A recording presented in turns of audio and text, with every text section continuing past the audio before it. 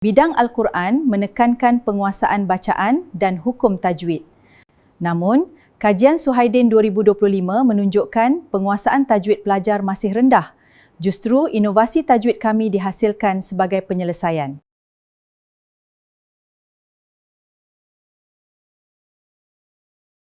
Inovasi ini terhasil melalui refleksi pengajaran dan pembelajaran di mana kami mendapati terdapat murid-murid yang tidak dapat mengenal pasti hukum nan mati dengan baik. Lalu kami telah menghasilkan satu inovasi yang diberi nama Tajwid Musallas Digital yang boleh digunakan secara praktikal oleh murid di dalam kelas waktu pengajaran dan pembelajaran dilaksanakan.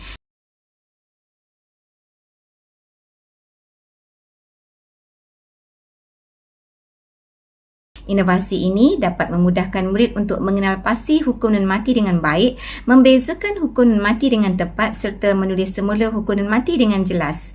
Dan saiznya yang sangat ringan, mudah dibawa serta kosnya yang sangat murah dan mampu dimiliki oleh semua golongan masyarakat. Bahkan ia juga jelas dan mudah dilihat serta menarik dan berwarna-warni. Bahkan permainan digital yang digunakan juga sangat interaktif dan inovatif.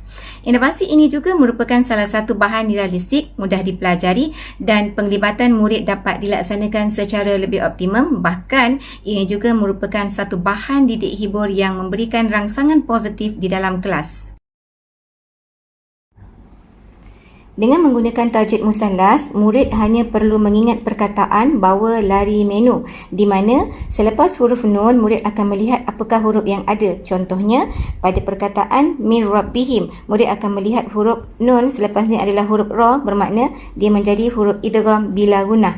Dan selepas huruf nun ini adalah huruf ya, maka dia menjadi hukum idgham ma'al gunnah. Dan sekiranya tidak ada hukum ataupun huruf atau perkataan bawa lari menu dan ada nun bertanda mati, ia menjadi hukum izhar. Dan sekiranya selepas huruf nun bertanda mati tidak ada perkataan bawa, lari, menu atau tidak ada nun bertanda mati, maka ia akan menjadi ihfa' hakiki. Begitulah proses seterusnya sehinggalah tajwid musallas digital ini disiapkan kepada semua pelajar dalam kumpulan.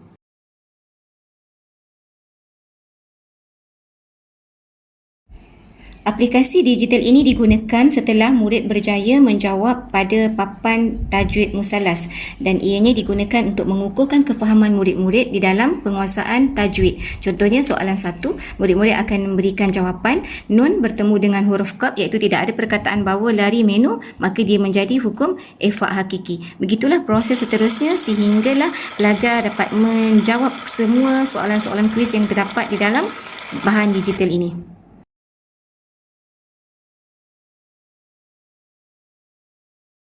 Inovasi tajwid musallas digital ini adalah merupakan inovasi yang terbaik di mana memberi impak dapat membantu murid sederhana dan lemah dalam mengenal hukum tajwid dan seterusnya dapat memudahkan guru-guru dalam proses PDP yang lebih efektif dan menarik. Dan juga inovasi ini selari dengan kehendak KPM ke arah dasar pendigitalan pendidikan dan seterusnya dapat mengangkat martabat guru-guru pendidikan Islam di Malaysia ini.